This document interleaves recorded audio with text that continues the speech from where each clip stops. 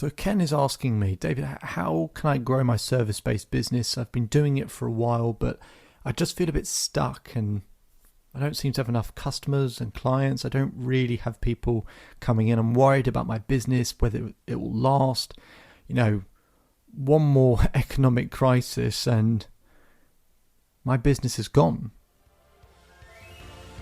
Welcome to the Self-Belief Chief podcast. You're here with David Holman. Make sure to subscribe to the podcast if you haven't done so already for the latest information, research, conversations on self-belief. And let's begin. So Ken's worrying about his business. He's anxious and stressed, as many people listening will be able to relate to this, how difficult it is to run a service-based business, to be able to help and provide value for other people, which is what we ultimately want to do, but we've got to bring in the money. We've got to make the money. We've got to have a business growing, don't we? So he's struggling with his business, and I really want to go back to basics with him. I really want him to understand what it is he's ultimately trying to do. So I asked Ken, who is your ideal customer? Ken thinks about it and he goes, it's anyone who's got an interest in this area, in this thing that I do,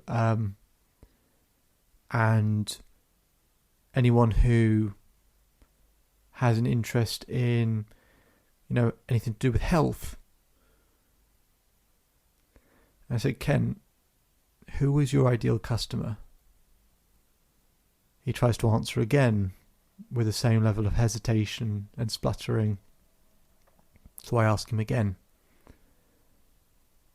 What becomes clear is Ken doesn't know who his ideal customer is. And if you don't know who your ideal customer is, then what are you aiming all your services at? The biggest issue I see with a lot of service-based businesses is they fall in love with their business. They fall in love with their products and services, instead of falling in love with their ideal customer. That's who you've got to fall in love with.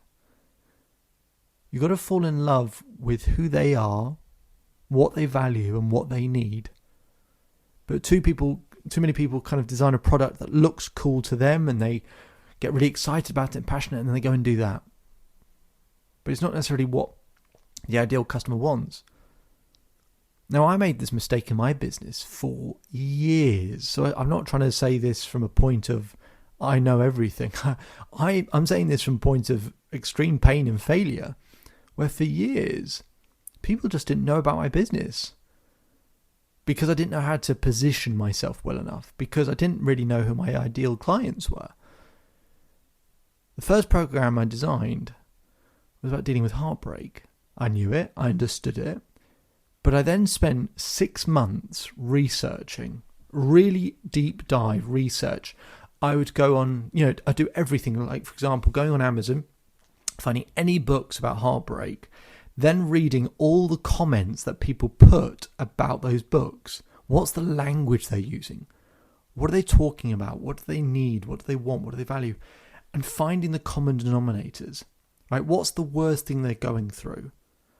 Right, what's the thing they ultimately want? And what I started to find was people going through heartbreak, their biggest fear is ending up alone. It just kept coming up.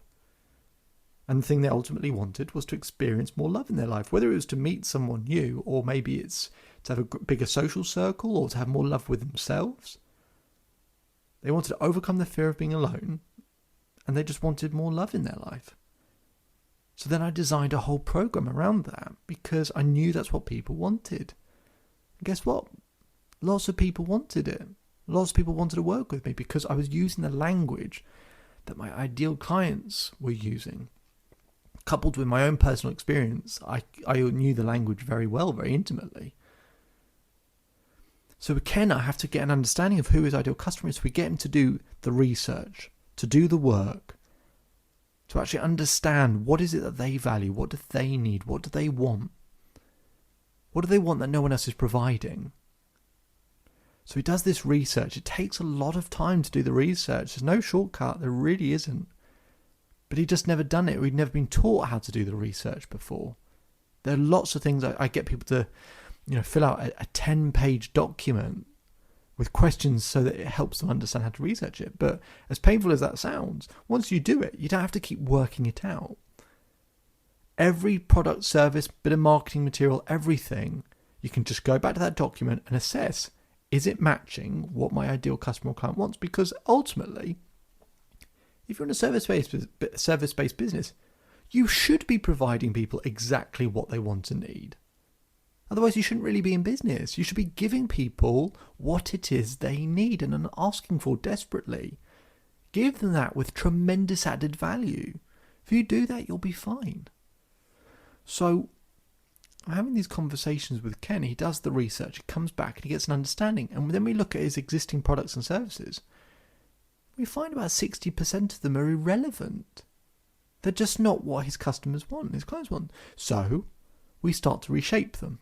Right? We start to change the products and services. We create ones that people actually want or are asking for.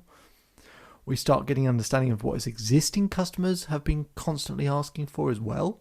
See what is working and what isn't. Success leaves clues. And we gather up all that information, and then we can create a product and service where his ideal customers want it and are desperate for it and absolutely need it and are sort of banging down the door hoping that they can get his service. Now, why do people avoid all of this? Well, the trap we all get into, and I've been in this trap before, is we think if I narrow down my niche to something really clear and really specific, just one particular ideal customer, then am I not just going to lose out on loads of people? Ironically, it's the opposite. If you are broad and general in who you serve, people won't have the level of passion and commitment to know whether it's really for them. And so they'll kind of hesitate and they'll be unsure. Maybe some people do it, maybe some people won't, but it's all very casual. If you're casual about who your ideal customer is, your customers are going to be very casual with you. If you're really specific and niche, yes, it'll push other people away, right, who don't want that service. But for the people it is the right people for, more of them will come through the door, and a lot more of them will come through than if you be broad and general. Actually, the numbers of clients or customers you'll have will be significantly higher. So do the research. If you get the bullseye right, it's then very easy to know what services and products to then create. If you do that, there's an infinite amount of growth that's then possible for you, and that gives you the best chance of succeeding. And then once you nail it with one niche and you're getting that right, in the future you can then move to another niche. Right? You can keep that one niche going that's working, leave that alone, and then you can move to another sub-niche or another niche and start working on that so you can open up your product line. But don't go too broad too quickly. Be nice and specific at the start, or if you're struggling, be nice and specific. Really expertly serve one group of people and position yourself as an expert at that thing, right? If you fall in love with your ideal customer, work out the language that they use and what they value and need, provide a product and service that meets that exact need, you can start positioning yourself as an expert at that thing. And people want to work with experts, not generalists. My name is David Holman. If you change today, today will change your life. So enjoy the rest of your day.